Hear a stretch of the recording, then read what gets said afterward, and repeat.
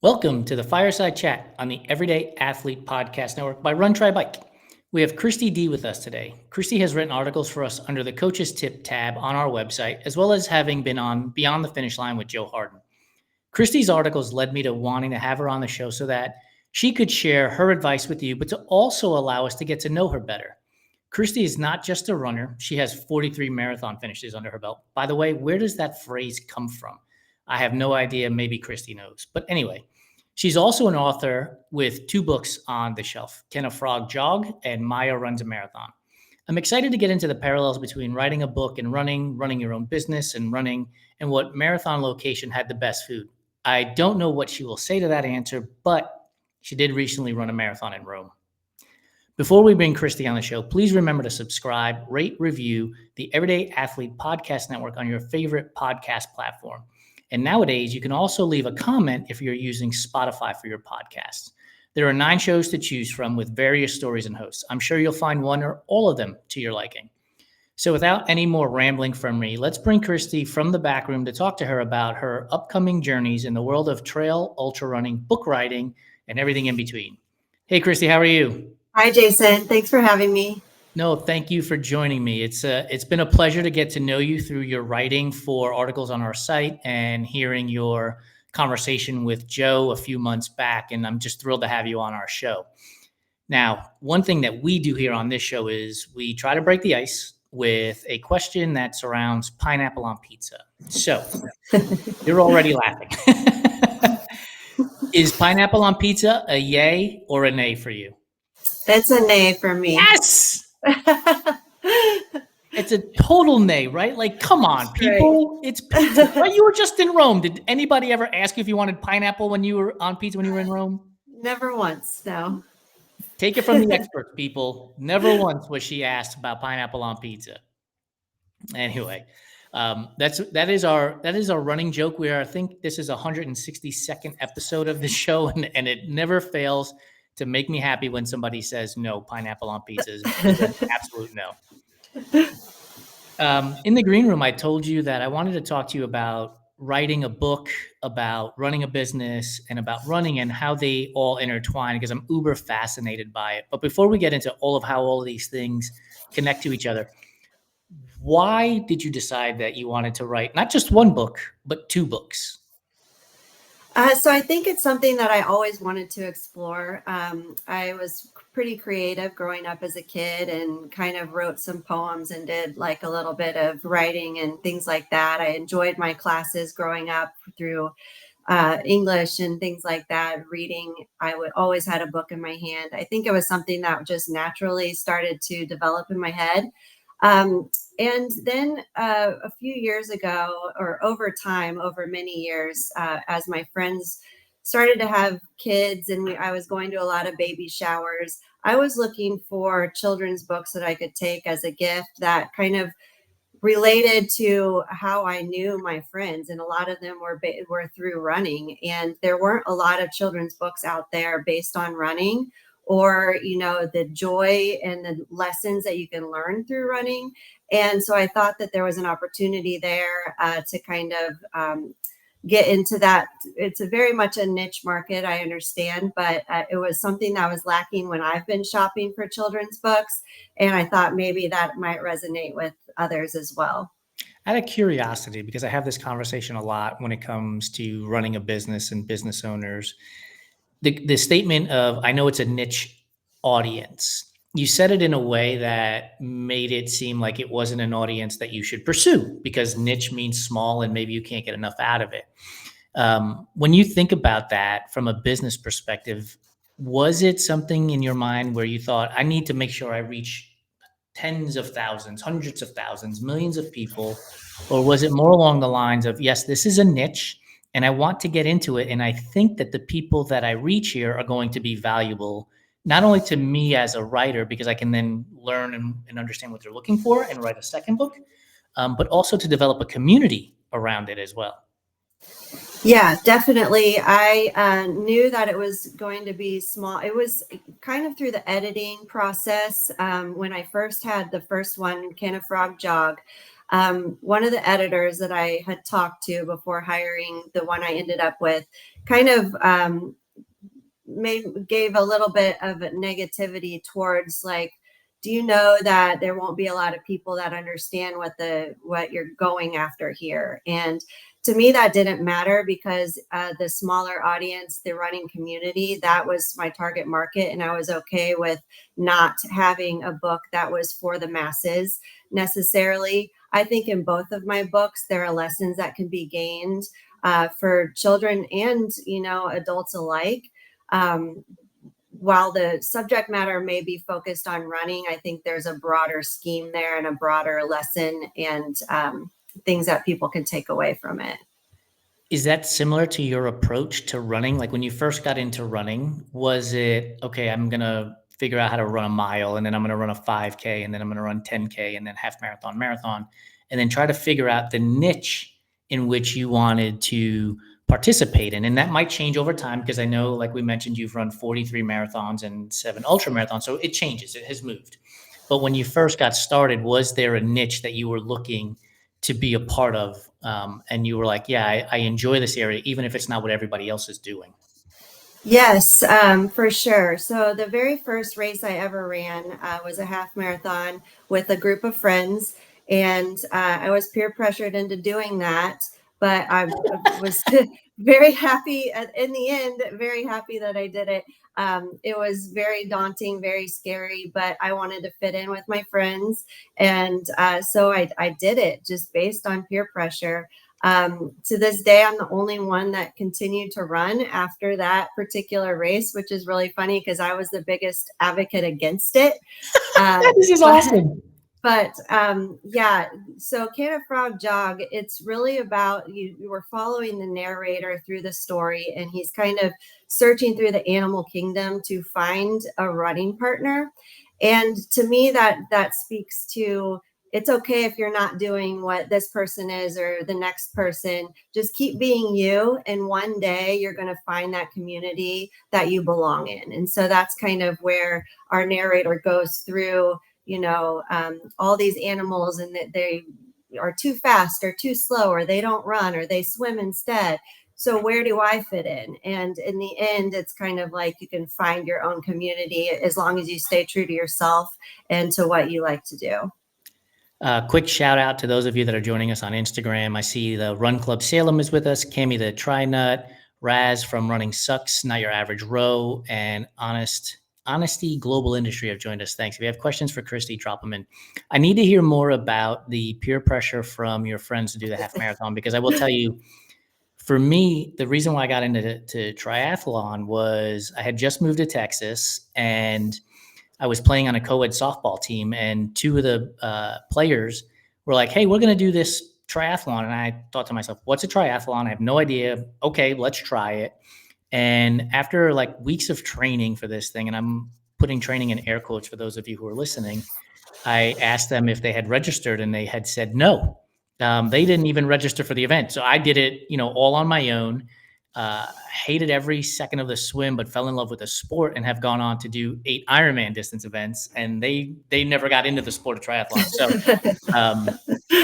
what's the story behind the peer pressure for getting you into the half marathon distance? A, B, you are now the only one who's done it, and you've done 43 marathons on top of it all. Right. So it was in my early 20s, and just the group of, so here in Indianapolis, the month of May is really big for the Indianapolis 500, the IndyCar race that we have. And so this is a very timely interview as well, because the 500 Festival Mini Marathon, which is the 13.1, just happened this past Saturday. And that was the actual race that I did originally. So that was kind of the anniversary of that. So it was kind of a big thing to just talk about, oh, I'm going to run the mini, and who's going to run the mini with me. And I didn't know what training entailed. Like, I didn't know the process that you needed to go through. I had no idea what was going on. So I was like, okay, I will figure this out because I don't want FOMO. Like, I don't want to be left out. So that was my main motivation, was to just not be left out from the friend group doing this event that, is kind of a big deal in Indianapolis in the month of May. So I signed up. I think that the furthest I ran before that was probably maybe 6 miles. And it was probably a walk jog kind of situation. Like, I didn't know what it was going to take to actually finish that distance. In fact, in my efforts to persuade them to not do this race, I was trying to describe how far 13 miles was and how you would only be insane if you would run that far. So like, here I am, like the complete opposite now, as my mindset was then. But I'm so thankful to this day. Like, I give one of my good friends, Heather, credit for bringing running into my life and just opening up this, wonderful chapter that's continued on for decades now. And yeah, I was not going to do it. I was not a fan. I was not a fan at the finish, or through the process. By the time I got to the finish, I think I was smart enough to see that, yeah, this was a big deal. It was a cool undertaking, and I was proud of myself. So I think that's kind of where the, sprout kind of came for this, like, love of this new sport that I was in.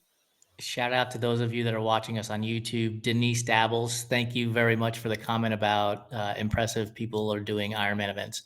So, Christi, back to you. So, you said your friends who convinced you to do this while you were trying to convince them not to do it are not runners anymore, correct?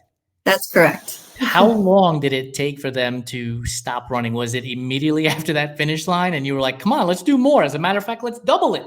Forget about 13.1. Let's double it. Yeah, it was a handful of them were one and done. That day was the end for them, 18 or 20 years ago. And yeah, I knew there was something else there. So it was a very slow and painful race, but I started to understand what you could learn about yourself and what you could learn just about, humanity by putting yourself through these endurance events. I mean, to see the spectators that would show up and the support from strangers and just the sense of, accomplishment for myself, and knowing that there was okay, now I have my benchmark and I can improve on that. There was just a lot of things that started to click in my head, and I was like, okay, I need to explore this a little bit further. Dalia Ramirez Robles on Instagram, I see you. Thanks for joining us. So, do you consider yourself a tinkerer? In other words, so you cross this finish line and you're talking about learning about yourself, learning about the human body and how you can push yourself. Would you have called yourself a tinkerer before that? Like, you will always test things out, try things out? Or was this a scenario in which you cross that finish line and you're like, this was a lot of pain. It was fun. I could probably do it better if I did this other thing instead, or if I adjusted this instead.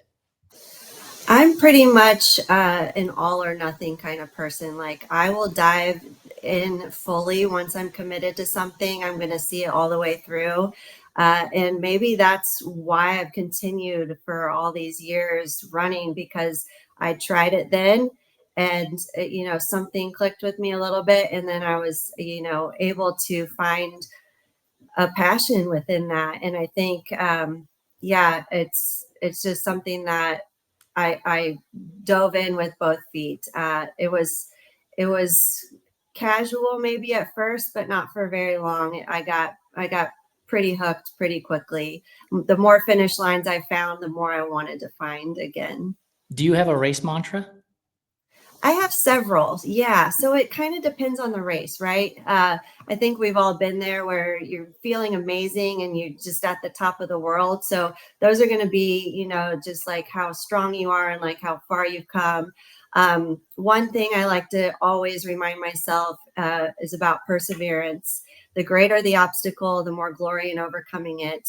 I actually have that little saying on this little plaque thing that's been on my desk for many, many years. One of my good friends gave me that very early in my running career, and that's always resonated with me.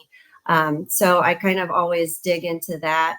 And sometimes it has to be a lot simpler. Maybe it's just one foot in the front of the other, or, get to the next aid station and just repeat that. You can make it the next aid station, or it can even be like, there's 1 mile left. Anybody can do anything for 1 mile, so it depends on where your headspace is and how hard you're really digging into that pain cave to figure out which mantra is going to really resonate at the time. But yeah, I've got several things that I'll kind of reach back into my head for. I asked because you said when you go in, you go all the way in. And my race mantra has been, since I started this stuff 18 years ago, all gas, no brakes. Oh, I like And it. yeah, and sometimes it works. Sometimes I run out of gas one step over the finish line, and sometimes it doesn't, where the gas runs out at mile 9 of a half marathon. It happens. It is what it is, right? So I wanted to get your take on what the race mantras are, based on, I'm going all in. So I asked about tinkering as well, because I presume, I haven't written a book yet, but I presume that being an author requires you to tinker all along the way based on editing, whether an editor tells you or you're rereading your work. How hard is it? And can you compare it to a training plan with running to write a book? In other words, there are days when you're running and the intervals flow real easily. And then there are days with running where everything just seems uber hard. Is there a parallel to writing that is similar, and how does one help the other? Absolutely. I mean, they're both endurance events for sure, in my opinion. And you're very right. Like some days it can come super easy. Both of my books are rhyming books. And so it kind of takes a lot. You have to be in a certain mindset to be able to, come up with specific rhymes and get the cadence correct with how this stanzas flow and things like that. So I've learned a lot through that. But yeah, there would be some times where I'd sit down and I'd come up with 3 or 4, like the King of Frog Jog there with the animals. There'd be 3 or 4 animals I could think of really quickly and think of things that made sense and put that together. And then sometimes, I would rest for a long period of time and not be able to revisit it because I was just kind of blank. But that's how training cycles go too. You can't be all in at your top 100% every time. You've got to like have some rest days and have some easy runs. So I think there's definitely parallels with all of that. But when I set my sights many years ago on wanting to figure out how to make that first book happen, I knew that I would see it through regardless of how long that it took, or what road barriers might come up or be in the way. I knew that one day I would see it through. Was the finish line of the first book similar to the finish line of your first half marathon, where when you finished it, you're like, that was really hard, but I want to do it again? And that's why we have Maya Runs a Marathon now? Absolutely. Yes, it was. So Can of Frog Jog came from just me writing down for a couple of years. I had a note in my phone, and I would kind of think of an animal or a rhyme here and there. I remember waking up once or twice in the night and like adding to my little story as I was putting it all together. And within this last year, when I was transitioning into being a full-time coach, I had a little more time to actually put it together and see what it would look like as a full book. And when I sent that off to the editor, and then also there's a period of time you have to send it to get a copyrights license, both of those took a lot of time. And so then I had this extra available time, and my creative juices were still flowing because I had just wrapped up this book and it was at the editor, that I dove right into Maya Runs a Marathon, just to kind of continue the momentum that I had gained by getting it going, getting that out there. So that's why I was able to do them pretty quickly back to back, like that. Great segue into becoming a full-time coach, because now you have your own business. Whereas, and I don't know if you were coached for your marathons, but if you were coached, you had somebody telling you what to do. With the editorial process for a book, you have somebody telling you what to do. Mhm. And now you're running your own business and there's nobody to tell you what to do. Like, what is that freedom like? Is it initially scary? Like, are you looking for somebody to tell you what to do? Or are you the kind of person that was all gas, no brakes, jump right into entrepreneurship, let's go, and we'll figure it out and break things all along the way? I think it's a little bit of both. I think I've found a really good balance for myself, seeking mentors in areas that I know that I definitely need, but also being able to navigate some of the process myself. I do have a master's in business administration, so I do have the business background and understand what comes along with that. I ran a company in the corporate world for 20 years. So I have like some basic knowledge of how business works, and but to do it for myself and specifically coaching, and I wanted to get the proper education to bring everything I could to the table for my athletes. Then of course, then I was finding mentors on how that would work. And when I first talked to you a few months ago, I thought you and I connected on that level, because I know that's kind of where you were at. You're like, I have this desire, this passion, I'm going to go ahead and dive in and see what happens. And I think that's where I was at too. I knew always there's a risk of failure, but it was something I was so passionate about and putting my whole self in, that, you know, it's one of those things, if it's going to keep you up at night for the good reasons, then go after that. And that's where I was at. It's so interesting because I just wrote a Substack post. Yeah, gosh, I don't even remember, yesterday or today, and it's called Revolutionary or Traditionalist. I wrote it yesterday. I don't know if you've ever seen the movie La La Land, but in that movie, John Legend's character asks Ryan Gosling's character, "How are you going to be a revolutionary if you're such a traditionalist?" And I thought it was such a powerful question to ask, because as business owners, we want to do things our way. But business society at large is telling us this is the way to be successful.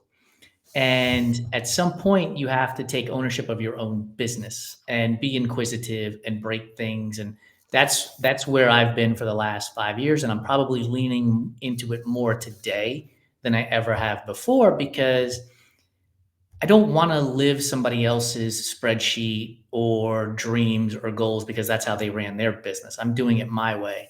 And so I want to ask you this on a personal level, as a coach running your coaching business. What is the thing that you do that is revolutionary? We'll put that in air quotes, compared to what you have seen as a traditionally run coaching business. What is it that people, when they sign up with you, are going to get from you that they're not getting from somebody else? Yeah, that's really good question, and a lot of what I've spent my time on developing, for sure. First of all, I'm going to say that my communication with my athletes, I feel, is top notch. I mean, we are in communication all the time, very regularly, daily almost, and a lot of that is virtual online. But I make it a point to regularly meet face to face with my athletes. I have athletes all over the country, so if we can't sit down in person, which I do with those in Indianapolis, we meet on Zoom. And so, first and foremost, the communication is the foundation for what I believe is a true, strong coach athlete relationship. I also dig into my experience, wondering what I needed at various times in my journey of becoming a marathoner, ultramarathoner, and continuing this running journey from my 20s to my 40s. There's a lot that I've learned through my own experience, and that I can think back what would have benefited me at these particular junctions in my journey. And so I put together a lot of content that I can dig into when an athlete has a specific question about maybe is how work-life balance situation, or whatever the case may be. I also went ahead and got an endurance sports nutrition certificate, because I want to approach the training lifestyle with my athletes holistically. And we need to look at the big picture here. It's not just about running intervals and your Saturday long run. We've got to know what's happening throughout your life, and especially nutrition wise, but also stress wise with other things going on in your life. And so that's where the communication is the foundation. But then I've equipped myself with the different various tools, including my own experience, so that's what I can bring to the table with my athletes. The communication thing is interesting because I wrote this question down as I was preparing for this conversation, and the question is, with all of your accomplishments, do you find it hard to actually coach the athletes? And the reason why I asked that is because many would think like Michael Jordan would be a great coach, or Diana Taurasi would be a great coach if you follow basketball. And I don't think that they would. I think that their competitiveness would prohibit them from being able to coach. But beyond that, I also think that their greatness would prohibit them from being able to coach, because I can hear them saying, why can't you do this? And the answer coming from the athlete being, because I'm not Diana Taurasi and I'm not Michael Jordan, right? Like, you have a talent unlike any other in the world of basketball. And so with 43 marathons under your belt, with obviously having qualified for Boston and having 6 world majors and plus Sydney now, plus 17 ultramarathons, is it difficult for you to have those conversations at points where you're like, I don't understand why you can't do this interval? Like, do you find that hard, or is your ability to connect with people, because look, you wrote children's books, so you have to know how to connect with people, especially those who may not fully understand everything at an age that is young. Is that ability, does that supersede the inability to connect with people to be a coach based on your accomplishments? I think from my experience, helps me relate to people more, because everything I've done has truly been something I've worked extremely hard for. It never came easy. I haven't always been fast. I was maybe faster for a period of time. Those days are probably behind me, but I started running at the age of, I think, 26, and I didn't get my BQ until I was 42. So there was a lot of work and waiting and time and patience and perseverance, mental strength that had to come with continuing to go after something that you just kind of fell short on. So I think because of my experience in the duration, I can relate to people very well. I've been disappointed with my outcomes. I've also been very happy with my successes, but because it hasn't always been easy, I think that it's relatable to people, because I have those stories where I can say, I miss the mark a lot also. And so even though I've done a lot of races and a lot of things, I found things to celebrate that aren't just time based. And because of that, I think I can relate very well to a variety of people. If you want to focus on the time and the clock, let's do that. And I'm super excited I can get you there. Let me help you. And we're going to talk numbers all day long. If we're not there and the numbers aren't adding up for us, and we're not, hitting those time goals, and we need to kind of take a mental break and focus on something else, let's celebrate just the fact that we made it through the training cycle and that we hit the start line, and every finish line is something to be celebrated. So there's a lot of different ways to look at each person's journey individually. And so my approach with each person is very customized to their individual needs, life circumstances, their experience, and what their goals are. And I think that I do a very good job of relating in the wide spectrum. Thank you to Nitwit Lissy and Minister of Gravel for joining us on Instagram. So one of the words you said was patience, and clearly going from 27 to 42 before you qualify for Boston shows patience. Would you have described yourself prior to the age of 27 as being a patient person? I think I went through a lot of things in my life that really helped with my mental strength. And I think patience is a natural attribute to someone who's mentally strong. So I would say, I was probably more patient going into my running journey than maybe others who hadn't fully, gone through a whole bunch of traumatic experiences in their lives. I honestly think all of my life, like leading up to that, just various things, um, building up my mental strength is what kept me in the running game from the beginning. And I, I think that that's a huge component for it, considering that it wasn't a natural thing for me to do immediately to become a runner. I had to work at becoming a runner. And so I think that I did have that patience there, but it truly was exercised once I got into this sport. How about the word fearless? Would you use that word to describe yourself? And I'm going to set up the answer this way. You tried to convince friends to not run a half marathon, but you did it anyway. You wrote 2 books. You have gone from, one marathon after the other to also now having run 17 ultra marathons.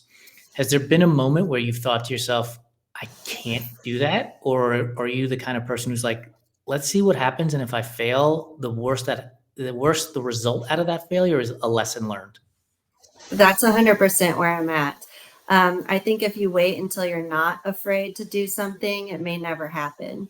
I've been afraid to do a lot of things in my life, including starting a business, including, writing these books to put things out there that you're, kind of new at. That's a little bit scary for everybody. Um, I still get the butterflies and the anxiety and the fear, like towing the start line of any race. I think it's healthy to have some element of fear. You can be prepared, and that will keep you from letting the fear get the best of you. And that's part of my job as a coach too, talking through race strategies and different ways to plan ahead so people, know what's expected of them or know what's coming. But I think it's okay to have a little bit of fear. It's if you let that limit you, that's when the problem happens. But I think it's good to go ahead and start, even don't let the fear stop you. Um, that's my philosophy.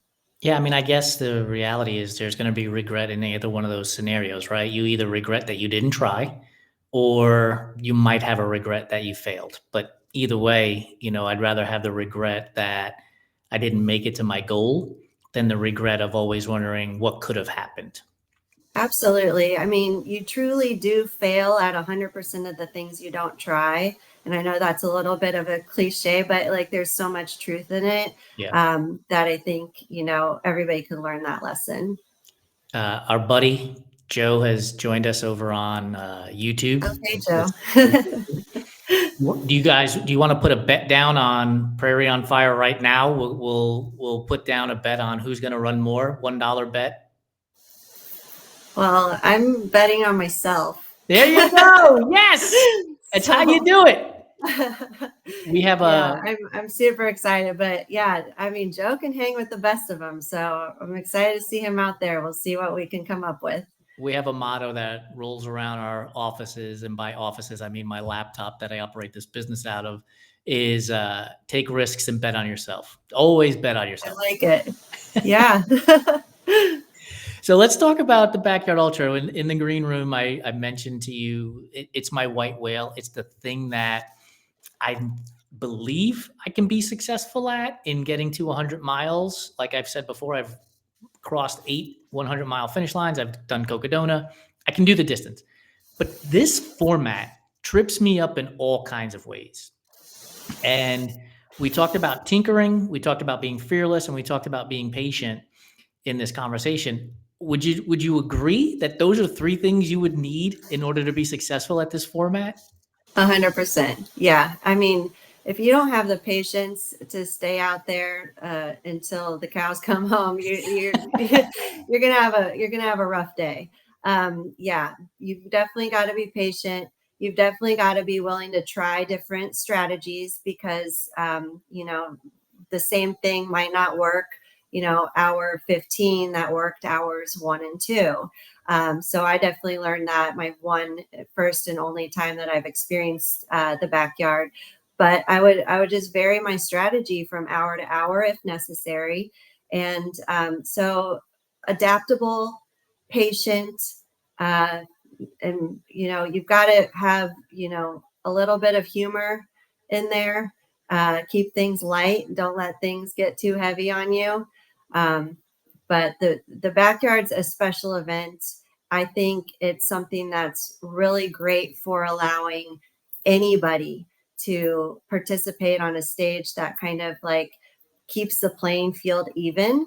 The only thing you're against is the time in getting back to the start corral and then getting back in after the 4.16 miles in time. So it's you against yourself, the time, and that's mostly it. So here's a question for you. The very first backyard ultra I did included bell laps. And what that meant was they were giving prize money for the person who ran that lap the fastest in order to sort of break up how long people would go. Because if you're not patient during this format, it will burn you in the long run. Uh-huh. So let's say Prairie on Fire includes bell laps and they do one and it's unannounced. So it might be yard 7, it could be yard 12, it could be yard 14. You have no idea. If that bell lap comes up, are you chasing that money? No. I run my race, stick to my plan. It's what I tell my athletes too. Don't get caught up in everyone else going out too fast at the start. Run your own race, go into it with confidence in what you've put in, the work you've put in. And I guess if that's someone's goal to like do that, but for me, for going the distance, I know that would probably have an adverse effect. Yeah, I think it comes down to what is your goal? Like, why are you at this event? If going in, there are bell laps and there's chances for prize money, and you're like, look, if it comes up in the first 7 yards and I'm done by yard 8, but I've won the bell lap and I've put some money in my pocket, then yeah, go for it. That's your goal and that's what you wanted to do. But for me, like I said, the goal has always been to get to 100 miles. Mm-hmm. And so doing a bell lap would absolutely be a complete waste in trying to reach that end goal. So for Prairie on Fire, you mentioned last year you did it. Or in the green room, you mentioned you reached the 100K mark. Is the goal at minimum to get to that number? That's at the minimum. I could have kept going that year. I called it for myself. I had Chicago Marathon, I think it was 3 weeks later.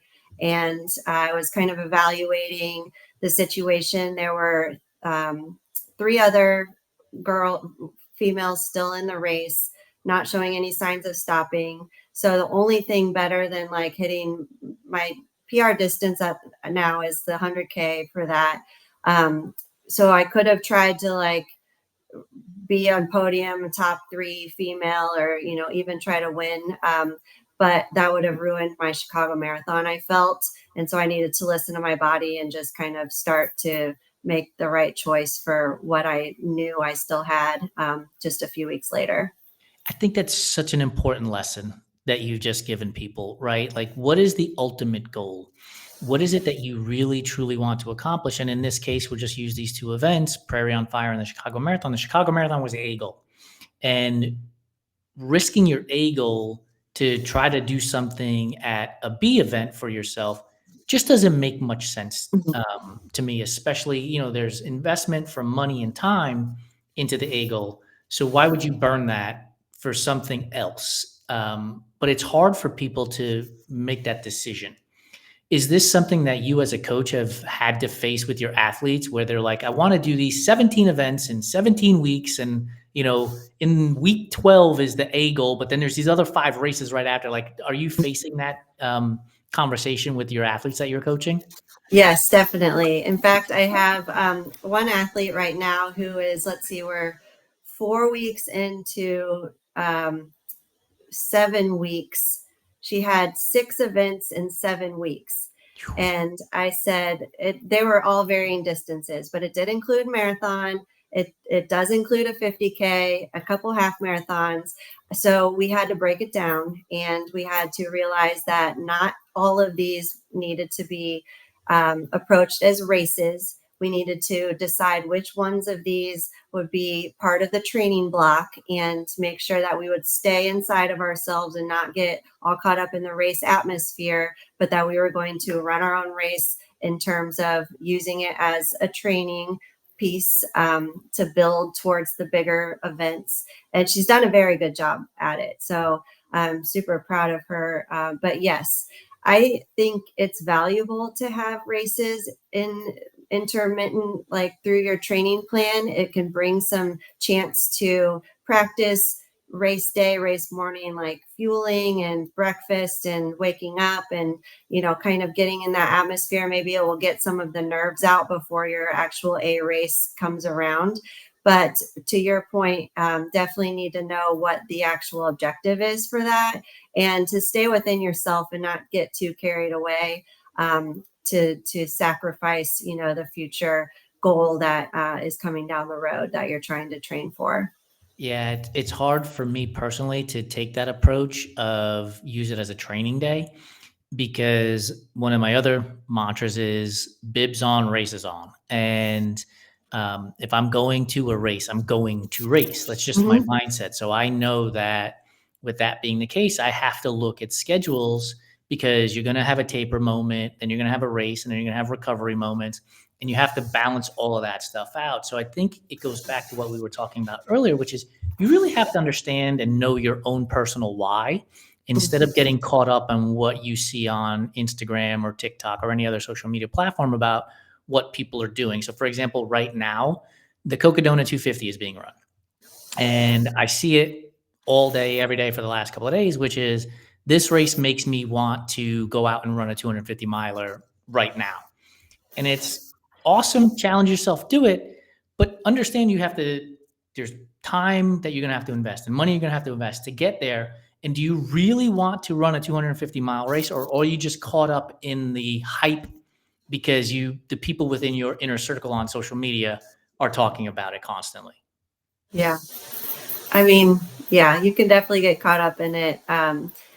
And yeah, probably racing during the training cycle isn't for everybody. I totally understand that, but it can be used as a tool, in my opinion. But not if you're balls to the wall every time you pin on a bib. It probably won't work for you. Yeah, it just comes again. It goes back to understanding what my recovery is, right? Because if I'm racing an event 8 weeks before the main event, like all of a sudden I've got 2 weeks that I'm going to miss out on that are probably prime training Right. weeks while I Yeah. recover, and that doesn't make much sense. So, like I raced a 50 miler at the beginning of April. I had 2 weeks of recovery, not a problem because my A race is in October, right? If this was August, late August, wouldn't be smart. Like that would just totally wipe out the training for that. Which gets me to your article, and this will be our last question before we jump into our rapid fire food questions. Is the article that we published about a week ago on April 29th says, "My goal race is over. Now what?" That's the title of the article. And in there, you talk about, recovery and community and new goals with purpose and things along those lines. How important is it for athletes, the athletes that you coach probably, to have a post race plan? Because a lot of times, right, we see it on social media. I just crossed the finish line and I press register on the very next one. That may not be the smartest thing for some people. How important is it for people to have a post race plan, in your opinion? I think it's different for everybody, just as everything is. I have a debrief with each of my athletes after their races, so we talk through what that could look like. I don't encourage anybody to sign up for anything like immediately at all. I want to talk through what did we learn, what are the things that we're celebrating, and how did we feel coming out of that, and then we can talk about, okay, so what feels good to be next. I don't want anything to feel forced, and I don't want anybody to be too trigger happy with the registration buttons just because they were either very successful and super excited to keep going, or felt very defeated and really wanted some sort of comeback race. I think there's some time that you need to absorb and soak all of that in, especially for newer. If you haven't been doing this like for very long, you need to learn a little bit about yourself coming off of a race, and decide what really is going to be exciting for you to work towards, not just because you feel like you have to, because XYZ didn't go right, or because you feel like you've got to get better and better and better because you did really well. There's a time and place for everything. So I never encourage anyone to just immediately sign up at all. We've kind of debrief. Let's weigh the pros and cons about what we're going to do next, and have a proper time for recovery. And like I say, find the things that you can celebrate from those races, and that's super important. And it's not always a time or a numbers based thing that you're celebrating. It's just the fact that you got through it, maybe, and that's just a huge win in and of itself sometimes. I love the idea of celebrating. That one of the things that we talk about often at Run Try Bike is celebrate everything. And you're right, not everything is a measurable event. It may not be the distance, it may not be the time, it may not be measurable in that sense. Like, did you enjoy yourself? Did you get to mile 18 of the marathon and not feel the cramping coming along? Did your mindset say, hey, I got to mile 18, 19, 20, and I'm into this. I can do it, as opposed to, oh my goodness, I still have 10K to go concept, right? I think you have to take the moment to sit back and gain perspective and celebrate those things that we've accomplished. So I love the idea of celebration. One of the other things I love is food. And so I want to jump into our rapid fire food questions if you're ready for them. Okay. Don't be nervous. Oreos. Are you a fan of the old school Oreo, the current double stuff Oreo, the mega Oreo, the thin Oreo, or the Cakester Oreo? So old school Oreo. Are Dip you that in some milk. Yep. a glass of milk? Yeah. So are you a dunker? I am dunking the regular plain Oreo from back in the day. Yep. No spin and scrape, just straight dunking. Straight dunk. So we had Jason Fitzgerald on the show months ago, and he said the way that he eats his Oreos is he throws one into the glass of milk so that it basically disintegrates while he's eating the other ones, so that when he drinks the glass of milk at the end, it's like almost like a cookies and cream rush of disintegrated Oreos. So take that for what it's worth. Give it a try. Hey, maybe give it a try. Licorice, red or black or neither? Red, definitely not black. Red Vines or Twizzlers? Twizzlers. Did you bite both ends of the Twizzler end off so you can have a straw? I already knew where you're going with that. Absolutely. You had to do it. It's just part of the process. What else did we do in the 80s and 90s? We didn't have any other way to keep ourselves entertained but play with our food and candy. And listen to great 80s music. I didn't care what it was always going to be better than what we hear today. Yes, and I'm the old man shaking my fist at the clouds. Peeps. Are Peeps a real candy, or are they just earwax covered in sugar? No Peeps for me. I don't call that candy. I just call them Peeps and keep them away. Oh, I gave you the description of candy corn, not even Peeps. Is candy corn a real candy? I do enjoy candy corn, so that might be unpopular opinion, but in this house it is. You nailed the pizza one, you failed the candy corn one. Okay. Can't win them all. That's right. So a lot of grandmothers or grandfathers have candy dishes, and they would typically have 3 different candies in there: butterscotch, the mint, and the strawberry with the soft center that was wrapped up to make it look like a strawberry. Those 3 are in the candy dish. Which one are you grabbing? The Werther's butterscotch. Yeah, it's got to be Werther's, right? Uh-huh. It has to be. Do you remember Brock's that would make that caramel square? Do you remember that one? Yes. Was that the worst candy, or was the Tootsie Roll worse than that candy when it came to pulling your teeth out of your mouth? Oh. Probably the Brock's candy did more damage than the Tootsie Roll.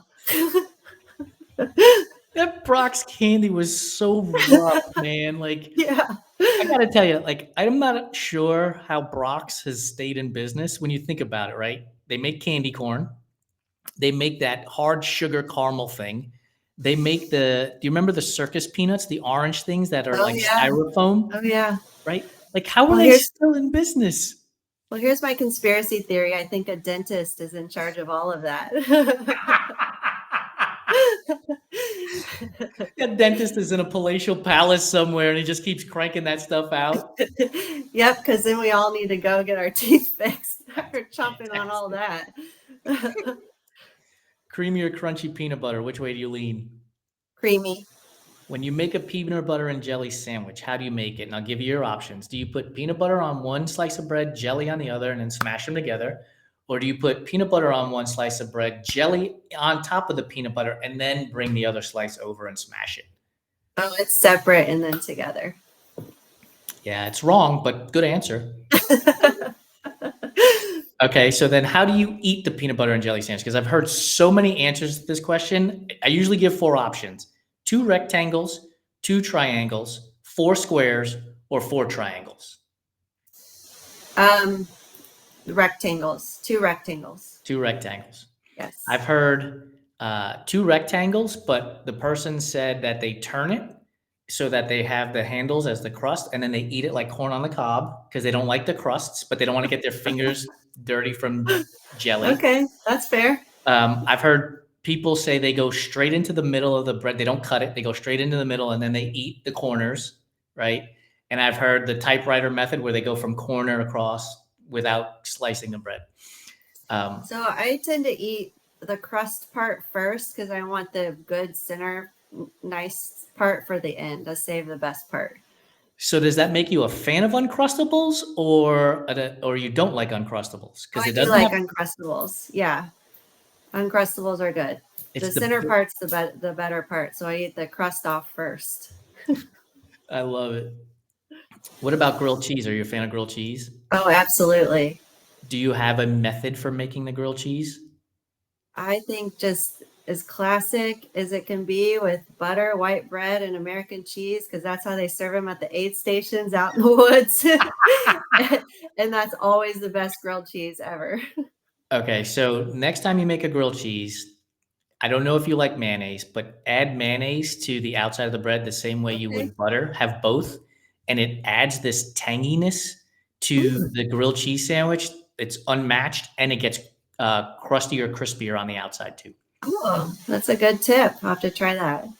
Is a hot dog a sandwich? No. Is a hot dog a taco? No. It's just a hot dog. It's his own food group, isn't it? I love them. So the answer is yes. I'm a huge fan of hot dogs. I actually just posted on Threads that the best combination on a hot dog is mustard, ketchup, and sauerkraut. And it cannot be meat, and it has to be spicy brown mustard. It can't be the French's yellow mustard. Do you eat hot dogs? I do. And what's your go-to when it comes to topping on hot dogs? So I'm a hot dog at at particular events. Like if it's an appropriate hot dog eating circumstance, then I will. Like in Chicago, when you're at a Cubs game, you have to get the hot dog. So I do all the stuff they've got there, which is the ketchup, the brown mustard, the relish, and the onions, like all on there. Don't they throw And I pickles think on they their even hot have dogs? spicy peppers that you could put on there. I thought pickles too, right? Or no? Pickles, yes, pickles. That's right too. Yep. First of all, thank you for being a hot dog fan. I knew I liked you. Red velvet cake. Is red velvet a real flavor, or is it just chocolate cake dressed up to go to the prom? That's so funny. I love red velvet. But that's a good question because I don't know. Maybe it's been fooling us all this time. So here's my like, theory. do you want chocolate or red velvet? I'd be like, oh, red velvet, of course. But maybe it's the same thing. I've been duped by the cake people. If you go to a proper bakery it is going to be different. They're going to have alkalized cocoa and they're going to do all these things. It's just not red food Okay. dye. But if you go to like Kroger or Albertsons, they're Okay. not going through that process. They're Right. just dropping in the red food dye, calling it red velvet cake, and charging you $8 for a $2 piece of chocolate cake. Plain and simple. Fair enough. Favorite flavor of ice cream is? Cookies and cream. Yes, so good. Mm-hmm. Favorite chocolate candy is? Snickers. Favorite non-chocolate candy? Oh, I'll say Skittles. Yes, great choice. A lot of runners would be upset with you that you didn't say nerd clusters, but we'll move on. That was on my list there, but I went with the Skittles. Yeah. Chocolate chip or oatmeal raisin cookie? Chocolate chip. The hard kind, like Chips Ahoy, or fresh baked? Like No, it has to be soft, or I won't touch a hard cookie. No, it's not worth my time. Get out of here with that Chips Ahoy stuff. Ice cream sandwiches. Are you a fan of ice cream sandwiches? And if so, do you prefer the chocolate wafer rectangle or the circular with the chocolate chip cookie? The old school classic rectangle chocolate wafer, white center. Are you the kind of person who's like me and you just throw the whole thing basically into your mouth? Or are you like my mother used to treat this thing like it was filet mignon, right? She'd lick around the edges, she'd bite a little bit, she'd lick around and I was like, what are you doing? Just inhale the thing. I think I'm a hybrid. I like to do a little bit of the licking, but then I just got to start biting it because it's getting all over my hands and we need to be done with this. So kind of start out slow and then fast and furious, get that thing. I love it. consumed. Fast and Furious 18, ice cream sandwiches. Next up, Vin Diesel. Pop-Tarts, frosted or unfrosted? Frosted. Always. Favorite flavor? The cinnamon. Oh, that's a Whatever. good call. We have a Yeah. box of blueberry in the house right now. I'm working my way through. You can only eat one type of meal for the rest of your life that's either savory or sweet. Doesn't matter what it is. You could have all the different meals, but it either has to be 100% sweet or 100% savory. Which way are you going? Savory. Yeah, has to be, right? At Has some to be. point, you're just like, enough with the sugar. Oh yeah, I can't do it. I get a headache. Last question for you. Tray of brownies has come out of the oven. It's been sitting on the counter long enough for it to cool down. Are you going to the corner? Are you going to the edge? Or are you going to the middle with the ooey gooey? The corner. Yes. Yes. Has to be, right? Right. You get a little bit of that crunch. You get a little bit of that ooey gooey, and you can actually hold it. Yes, all the things. It's like the perfect square of brownie. It's like the trifecta. I love it. Christi, thank you so much for joining us. I really appreciate your time. Thank you so much, Jason. This was fun. For those of you that have stuck around for the entire hour, thank you so much. As I say, time is the greatest gift that you can give to one person, and you just gave me the greatest gift of your time. Really appreciate it. Thank you for joining us on the Fireside Chat this week. We talked to Christi Dee. And next week on the 13th, we will be talking to Dalia Ramirez Robles, who you will have seen on our website, on our How It All Started feature, as well as under the Club Spotlight with Corremos Sacramento. So check those both out, and then bring your questions next week as we go live with Dalia at 5 p.m. Pacific, 8 p.m. Eastern time, right here on the Run Try Bike Fireside Chat. Head to your favorite podcast platform, look for Everyday Athlete Podcast Network, and be sure to subscribe, rate, and review. We really appreciate it. It helps us keep this show going and helps us bring great guests like Christi on, and we'll see you next time on Fireside Chat.